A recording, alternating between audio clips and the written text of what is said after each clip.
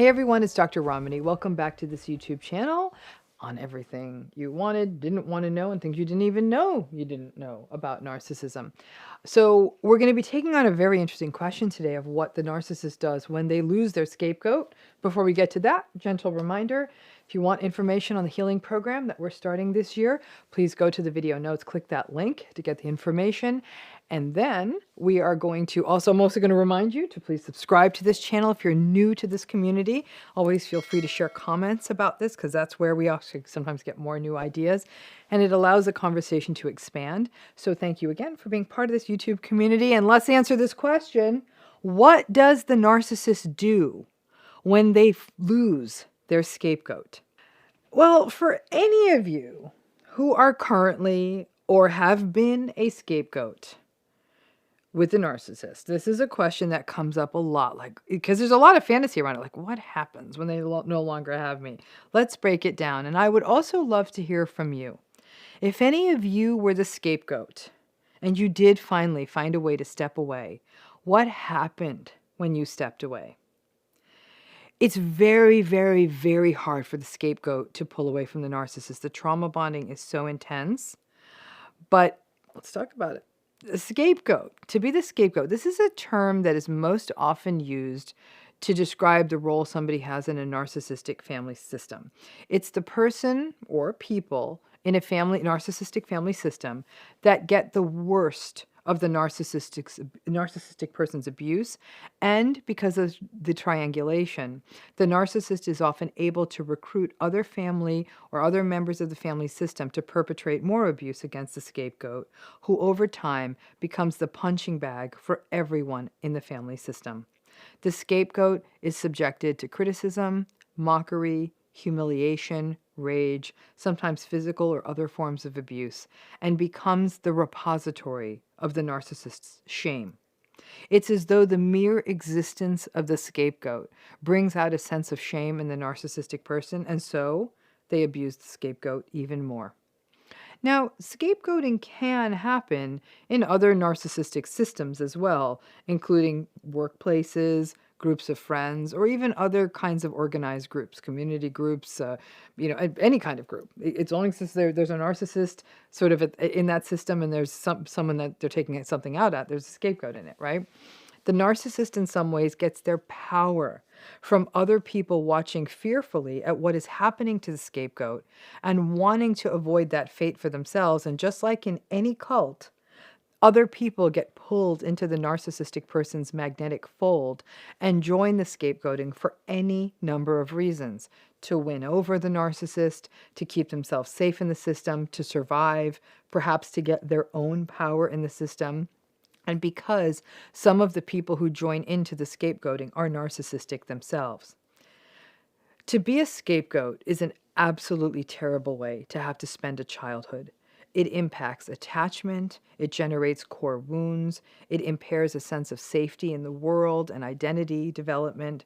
Scapegoats may experience significant anxiety, not only in childhood, but also adulthood, self-devaluation, issues with self-esteem, holding limiting beliefs about the self, mood symptoms like depression, and basically scapegoats will spend a lifetime selling themselves short and often don't fully enact their potential. In more severe cases, scapegoated children, as they become older, may be at risk for even more dangerous behaviors, including self-harm, substance use, disordered eating, and other forms of dangerous acting out. It is an incredibly heavy, painful legacy to carry. However, though, here's the million-dollar question. What happens when a narcissistic person loses their scapegoat? It's really quite interesting because in many ways, the narcissistic person uses the scapegoat to regulate. The narcissistic person is incapable of regulating disappointment, frustration, stress, or just basically not getting to get their way. So they lash out, and they lash out at easy targets, and the scapegoat is often an easy target. As I said, for any number of reasons, the scapegoat often evokes shame in the narcissist, which obviously leads to rage. And that shame will get multiplied because the narcissist is aware at some level that their treatment of the scapegoat is not okay. And they keep doing it, which in essence, again, the narcissist knows at a deep, unprocessed level makes them a horrible person, and they can't tolerate that idea of being a horrible person, and so bang, more rage, inevitably directed at the scapegoat.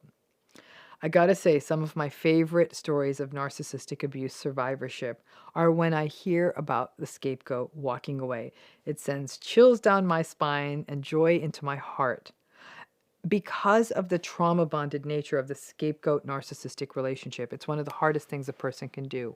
Walking away may not always be physically walking away and leaving the situation. It may, in some cases, be mentally cutting out. But I got to tell you, physically getting out completely is really fantastic. It does happen.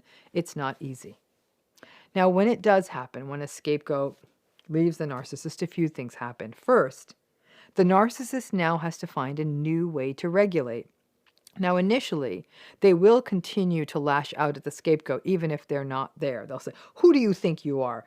Where the hell did you go? Do you really think you're going to be able to make it in the world without me? You're a loser. You're going to be back." They'll say those kinds of things.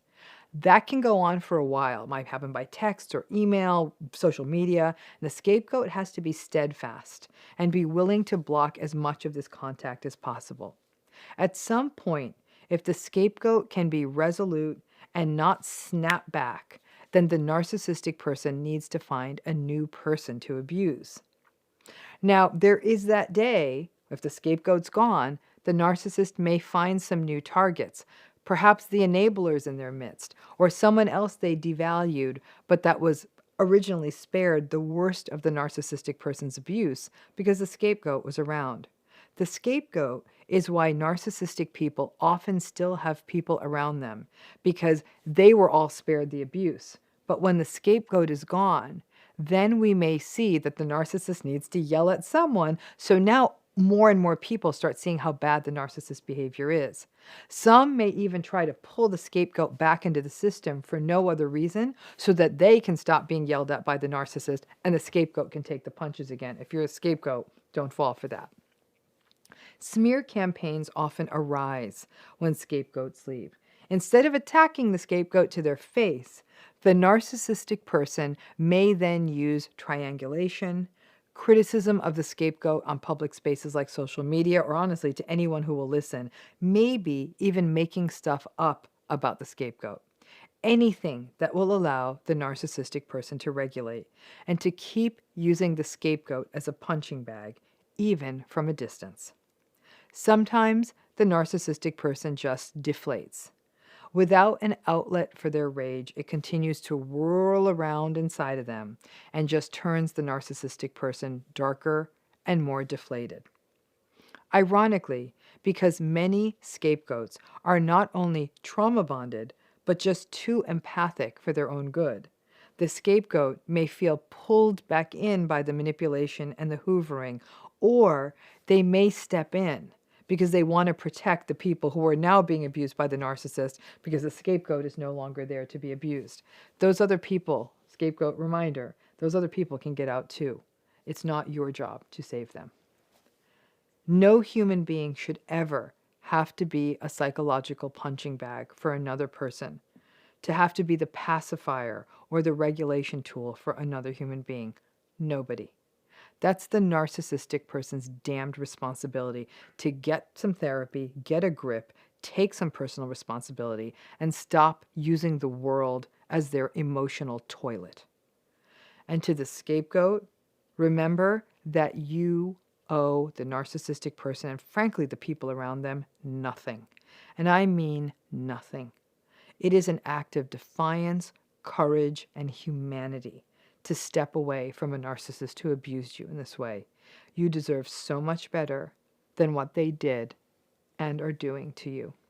So I hope you heed that, because let's face it, at the end of the day, someone else is going to take the narcissist's rage, or it just eats them up inside. Thanks again.